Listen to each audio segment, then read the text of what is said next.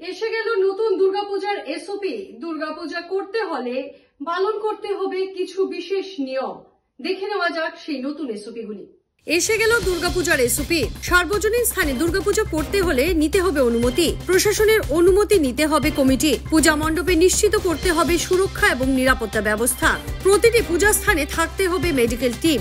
স্বেচ্ছাসেবকের তালিকা, আধিকারিকের তালিকা জমা দিতে হবে পুলিশ থানায়। প্রবেশ এবং প্রস্থান দুটি রাস্তায় পৃথক পৃথক হতে হবে। সিসিটিভি ক্যামেরার ব্যবস্থা করতে হবে পুজো মণ্ডপে। বহু ক্ষেত্ৰত দেখা যায় আমাৰ বহুতো দুৰ্গা পূজা মণ্ডপত আমাৰ বিশেষ বিশেষ গুৰুত্বপূৰ্ণ ব্যক্তিক নিমন্ত্ৰণ কৰে। গতিকে তেনেকুৱা যদি বিশেষ গুৰুত্বপূৰ্ণ ব্যক্তিক নিমন্ত্ৰণ কৰে তেতিয়াহ'লে ওচৰৰ থানাখনত আগতীয়াকৈ জনাব, যাতে আমি নিৰাপত্তামূলক ব্যৱস্থাখিনি আগতীয়াকৈ ল'ব পাৰোঁ। আমি শেষ মুহূৰ্তত খবৰ পালে অকণমান অসুবিধা হয়। যোৱা কেইবাবছৰো আমি খুব সুন্দৰভাৱে পূজা পালন কৰিলোঁ। উগ্ৰপন্থীৰ সমস্যা ইয়াত নোহোৱা হ'ল বুলি আমি অন্তঃকৰণেৰে বিশ্বাস কৰিলোঁ। কিন্তু তাৰ মাজতে যোৱা 15 আগষ্টৰ যিটো ঘটনা আমি গুৱাহাটীত দেখিলোঁ, তাৰ মানে এটাই আমি ভাবি ল'ব লাগিব যে এতিয়াও কোনো কোনো ব্যক্তি, কোনো এন্টি সোশিয়াল এলিমেন্ট, কোনো অসামাজিক কাম কৰা ব্যক্তি বা সংগঠন এতিয়াও এক্টিভ হৈ আছে, সৰুকে হ'লেও। গতিকে আমি সম্পূৰ্ণ নিৰাপত্তা একো নহয় বুলি ভাবিলে আমি কিছু নেগলিজেন্স কৰা হ'ব। আপোনালোকৰ প্ৰতিটো পূজা মণ্ডপত আপোনালোকে মাইকৰ ব্যৱস্থা কৰে। আৰক্ষী প্ৰশাসনৰ পৰা মই এটা অনুৰোধ কৰোঁ যে আপোনালোকে যিখিনি ঘোষণা কৰি থাকিব তাত যাতে এটা ঘোষণা পিৰিয়ডিকেলি কৰি থাকে যে কোনো ধৰণৰ সন্দেহজনক যদি কিবা বস্তু বা মোনা বা টোপোলা পৰি থকা ক'ৰবাত দেখে তেতিয়াহ'লে লগে লগে কৰ্তৃপক্ষক খবৰ দিয়ক। এই ঘোষণাটো কৰি থাকিলেও আমাৰ যথেষ্ট উপকাৰ হ'ব, যাতে মানুহখিনি সজাগ হয়। মই বিশ্বাস কৰোঁ যে কোনো সংগঠন বা কোনো ব্যক্তিয়ে ৰাইজক এটা উৎসৱ পালন কৰোঁতে হেৰাছ কৰিবলৈ বা ভয় খুৱাবলৈ বা কাৰোবাৰ জান ল'বলৈ চেষ্টা নকৰে। কিন্তু তথাপিও it's always better to be careful. গতিকে মই পুনৰাই দোহাৰিছোঁ, আপোনালোকে যাতে ঘোষণাটো দি থাকে, এনেকুৱা ধৰণৰ সন্দেহজনক বস্তু দেখিলে সংশ্লিষ্ট কৰ্তৃপক্ষক অৱগত কৰাবলৈ। আৰু এটা বস্তু আমি আমাৰ আৰক্ষীৰ জীৱনৰ অভিজ্ঞতাৰ পৰা কৈছোঁ যে দিনত বা ৰাতি 11-12লৈকে বহু লোকৰ সমাগম হয় প্ৰতিমা চাবলৈ। আৰু সকলো প্ৰতিমা একে ধৰণৰ হ'লেও মানুহৰ মনত এটা বিশ্বাস যে আমুক আমুক প্ৰতিমা চাম, তাত গৈ ভাল লাগে বা এইবাৰ বেলেগ ধৰণেৰে কৰিছে। কিন্তু এটা সময়ৰ পিছৰ পৰা, এটা বা দুটা পিছৰ পৰা এই মণ্ডপৰ দৰ্জাও খোলা, ভিতৰত এটা বা দুটাই এই ৰাগিয়াল বস্তু খাই ডেক বজাই নাচি আছে। তাৰপিছত সিহঁতো টোপনি গ'ল আৰু পিছত বাহিৰত ঘূৰি থকা গৰু বা মহ বা তেনেকুৱা কুকুৰ সোমাই প্ৰতিমাৰ কিবা ভাঙি দিলে। এনেকুৱা ঘটনা আমি দেখিছোঁ। আৰু তাৰ ফলত কি হ'ল, ৰাতিপুৱা এটা অনাহুত পৰিস্থিতিৰ সৃষ্টি হ'ল। বিষয়ববীয়াই দোষাৰোপ কৰিলে যে আমুকে আহি ভাঙি দিলেহি, আৰু সেইটো লৈ পেলাই কেতিয়াবা ডাঙৰ আইন শৃংখলাজনিত ঘটনাও ঘটি যায়।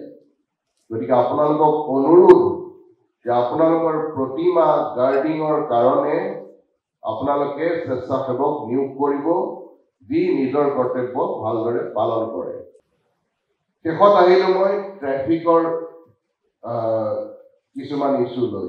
কাৰণ কেইবাগৰাকীও বিষয়ববীয়ে কৈছে যে যান বাহন নিয়ন্ত্ৰণৰ সমস্যা বা চহৰখন পৰিষ্কাৰ কৰি ৰখাৰ সমস্যাটোৰ কথা। GMCয়ে গাৰ্বেজ কালেকশ্যন কৰিব লাগিব সময়মতে, আৰু আমাৰ ট্ৰেফিক পুলিচে যান বাহন নিয়ন্ত্ৰণ কৰিব লাগিব। এতিয়া প্ৰথম কথা আপোনালোকে কণ্ডিশ্যনটোত চাব, যিটো পাৰ্মিশ্যন দিছো তাত লিখা আছে কোনো পাব্লিক থৰ'ফেয়াৰ বন্ধ কৰিব নোৱাৰিব। আপোনালোকে যদি ভাবিছে যে এটা ৰাস্তা বন্ধ কৰি আমি পূজা পাতিছো, তেতিয়াহ'লে যদি যান বাহন নিয়ন্ত্ৰণত আমাৰ অসুবিধা হয়, আমি সেই পূজাৰ প্ৰতিমা গুচাবলৈও কুণ্ঠাবোধ নকৰিম, যদি আপোনালোকে পাব্লিক থৰ'ফেয়াৰ বন্ধ কৰি পূজা পাতিছে। কাৰণ বেলেগক অসুবিধা দি কেইজনমান মুছলিমীয় মানুহে আনন্দ উপভোগ কৰিবলৈ পূজাৰ নামত আমি কাকো অধিকাৰ দিয়া নাই। 2 নম্বৰ কথা, আমাৰ পূজা বা তেনেকুৱা উৎসৱ অহাৰ লগে লগে আৰক্ষীৰ বিষয়া কৰ্মচাৰীৰ অৱস্থা নাইকিয়া হয়।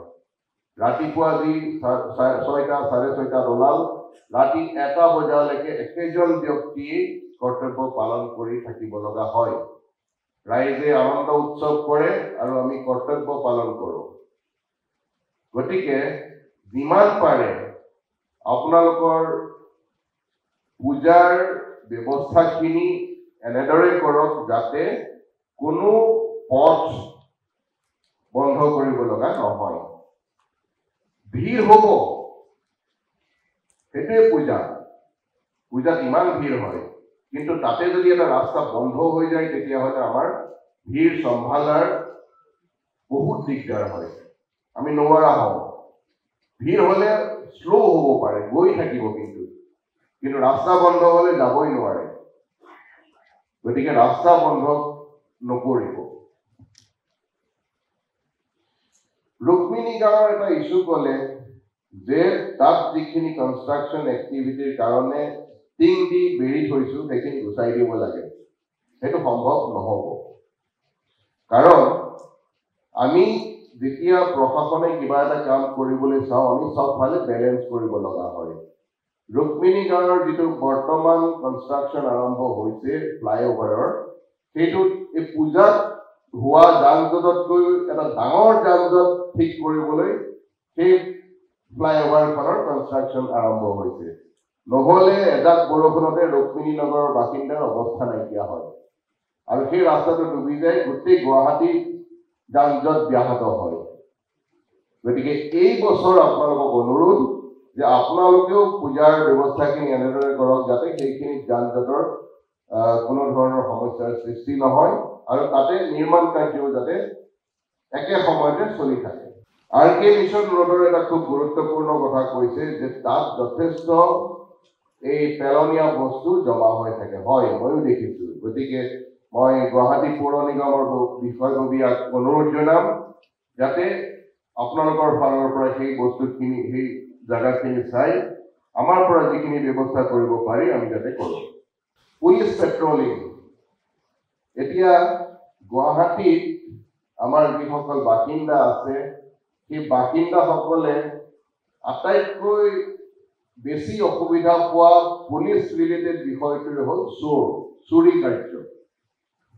আৰু মই আৰক্ষী আয়ুক্ত হিচাপে ক'লে শুনিবলৈ বেয়া, কিন্তু গুৱাহাটীত চোৰ বহুত আছে আৰু সেই চোৰখিনি বা চুৰি কাৰ্যৰ লগত জড়িত ব্যক্তিখিনি গুৱাহাটীত থকাই নহয়, ইয়াৰ সীমামূৰীয়া বা ওচৰ পাজৰৰ বিভিন্ন জিলাৰ পৰা আহিও ইয়াত চুৰি কাৰ্য কৰি গুচি যায়।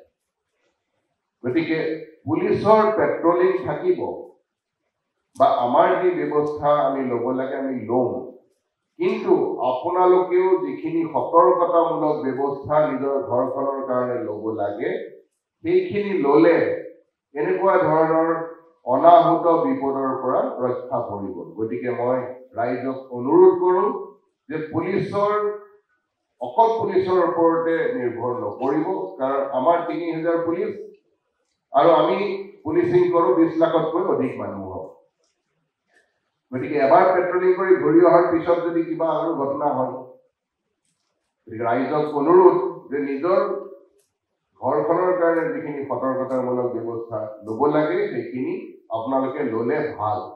আমাৰ যিখন লিফলেট আপোনালোকক দিছো তাতে কেইটামান ইমাৰ্জেঞ্চি কণ্ট্ৰল নাম্বাৰ উল্লেখ আছে আৰু ইয়াৰ উপৰিও যিহেতু আপোনালোক পূজাৰ লগত জড়িত কমিটিৰ বিষয়ববীয়া হিচাপে আৰু আপোনালোকৰ নিশ্চয়কৈ ওচৰৰ থানাখনৰ বিষয়াসকলৰ লগত চিনাকি আছে যদি আৰক্ষী বা প্ৰশাসন সম্বন্ধীয় কিছু বিষয় আপোনালোকে আলোচনা কৰিব লাগে বা কিছু সহায় সহযোগ আপোনালোকৰ দৰকাৰ তেতিয়াহ'লে ওচৰৰ থানাখন বা আউটপোষ্টলৈ যাওক তেওঁলোকে নিজৰ ক্ষমতা অনুযায়ী আপোনালোকক সহায় কৰিব আৰু তেওঁলোকে যদি নোৱাৰে তেতিয়াহ'লে ওপৰৱালা বিষয়া লগত আলোচনা কৰি যিখিনি আমি প্ৰশাসনৰ ফালৰ পৰা দিব লাগে সাহায্য সেইখিনি আমি দিবলৈ যত্ন কৰি থাকিম যে কোনো খবৰেৰ জন্য যোগাযোগ কৰুন